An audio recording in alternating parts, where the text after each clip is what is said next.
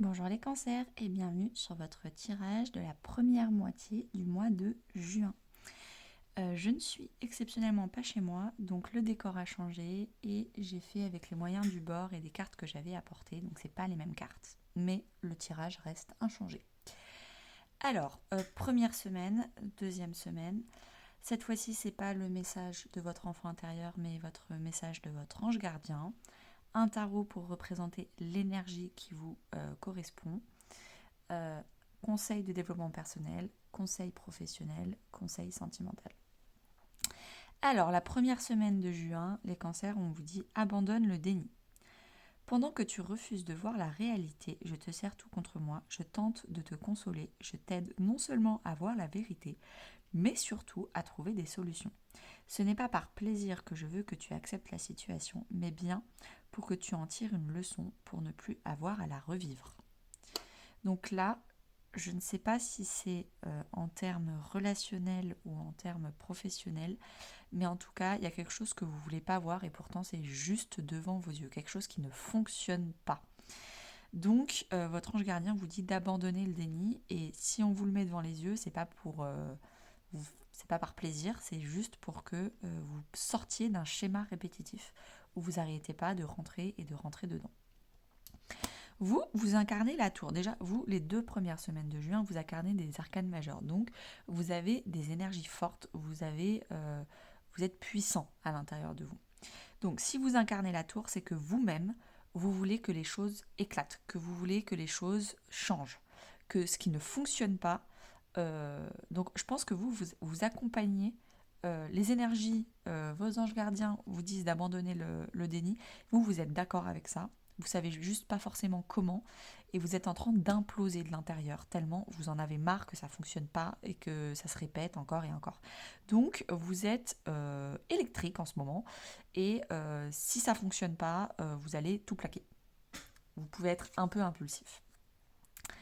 Le conseil de développement personnel pour cette première semaine, c'est sans la pulsion de vie qui bat en toi. Bon, je pense que là, vous la sentez, la pulsion, vu l'électricité qui se passe à l'intérieur de vous.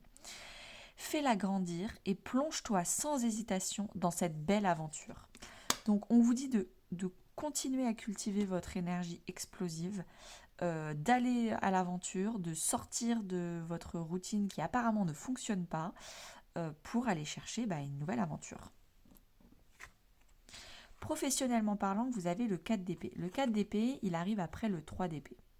Le 3 d'épée, c'est la blessure ultime, c'est la pire carte du jeu, c'est vous êtes à terre, vous avez été émotionnellement très affecté.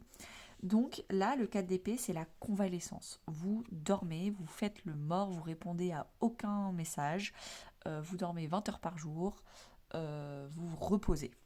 C'est vraiment la carte de la convalescence. Et là, en plus, on vous dit, l'heure est venue de vous reposer ou de prendre des vacances. Accordez-vous un peu de temps avant de prendre une décision. La méditation pourrait vous aider à y voir clair.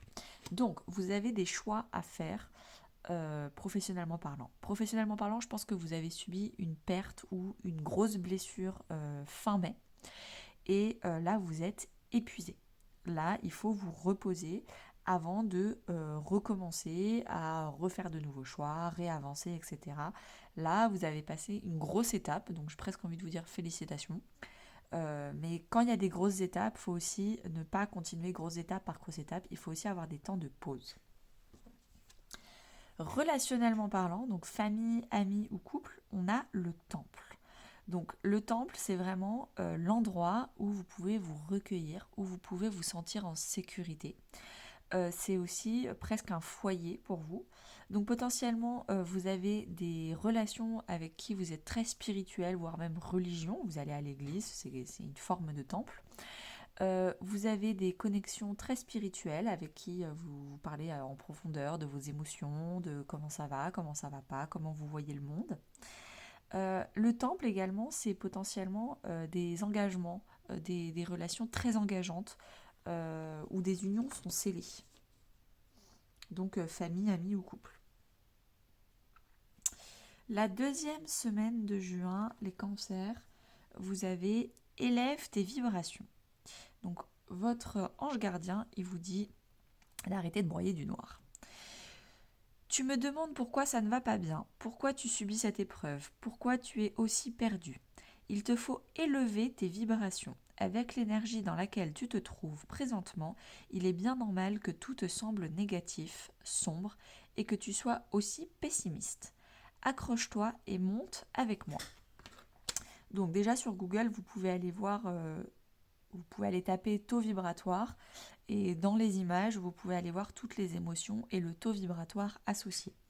Donc il y a aussi le livre de Jenna Blossom qui parle du taux vibratoire et comment élever ses vibrations. Donc hyper intéressant comme livre.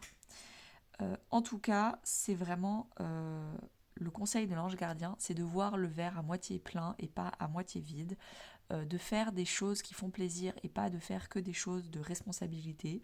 Donc vraiment faites surfer sur la vague du bonheur, de la joie, des énergies qui sont légères et qui vous vont faire monter. Donc votre deuxième arcane majeur pour cette deuxième semaine, c'est le pape. Donc vous incarnez l'énergie du pape, donc l'énergie d'un mentor, de quelqu'un de sage, de quelqu'un qui s'engage, de quelqu'un qui s'intéresse à la religion, de quelqu'un qui est en train d'apprendre aussi. Il est à la fois élève et à la fois maître, donc un érudit. Exactement, mais je pense que ça va venir avec votre vie professionnelle. Alors, j'étais en train de revenir à la première semaine. C'est drôle d'avoir une carte professionnelle très calme où on vous demande de vous reposer, alors que vous êtes explosif. Donc vous, peut-être qu'à l'intérieur de vous, vous êtes encore dans le 3 d'épée et la carte d'avant. Et vous êtes encore, on vous a blessé, vous êtes explosif, ça se trouve vous êtes en colère. Et là, on vous dit, là, il faut se reposer, il faut arrêter d'être explosif, c'est pas reposant. Et peut-être que le déni, c'est de faire semblant que tout va bien, alors qu'en fait, non, ça va pas. Arrêtez de faire semblant que tout va bien, dites-le quand ça va pas. Ouais, c'était une petite aparté de la première semaine. Alors, je reviens à la deuxième semaine avec ce pape. Le conseil de développement personnel, c'est la maîtrise. N'aie de cesse de t'améliorer. Enfin, on parlait d'apprentissage, de toujours apprendre, d'être à la fois élève et maître. Donc, continuer, c'est une amélioration continue. N'aie de cesse de t'améliorer, de grandir, afin d'offrir le meilleur de toi-même au monde. Pour continuer à devenir un enseignant inspirant, il faut ne jamais cesser d'apprendre. C'est un peu ce qui va se passer pour vous. En termes de vie professionnelle, vous avez le 3 de Pentacle. Donc, co-construire. Ne pas hésiter à vous faire aider, à déléguer, à faire des choses ensemble. C'est également l'alignement. Donc, l'alignement entre ce que je pense, ce que je dis, ce que je fais. Et voilà. La phrase en plus, c'est le pouvoir de la créativité. Reconnaissance d'un travail de très haute qualité.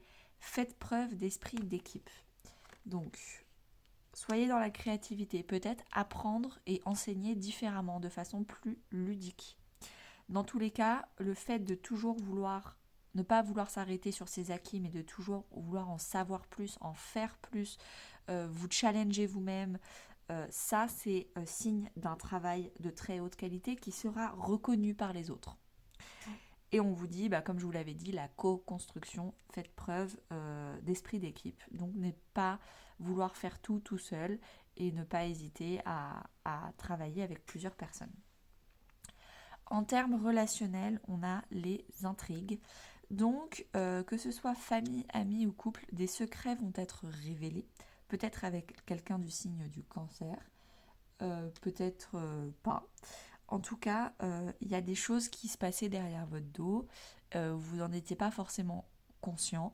Là, les choses vont se révéler d'elles-mêmes, c'est-à-dire que des personnes vont vous révéler qu'est-ce qui se passe derrière votre dos, qui fait quoi, qui parle de quoi.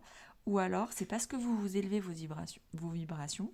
Du coup, le fait de vous élever, vous prenez de la hauteur sur les choses, vous vous concentrez sur vous, et en fait, le fait d'avoir pris de la hauteur et d'avoir lâché prise sur votre vie affective, de vous-même, vous vous rendez compte que telle amitié, en fait, n'est pas authentique, que potentiellement, il se passe des choses derrière votre dos. Et ça, vous vous en rendez compte parce que vous avez pris de la hauteur par vous-même. Donc n'hésitez pas à me dire en commentaire si c'est parce qu'on vous l'a dit ou si c'est parce que vous-même vous avez pris de la hauteur que vous vous rendez compte que ce n'est plus des énergies et des personnes qui sont en cohérence avec vous-même. Des secrets révélés, ce genre de choses. Merci beaucoup les cancers, j'espère que ce tirage vous aura plu, n'hésitez pas à liker, partager et commenter pour soutenir mon travail et à bientôt.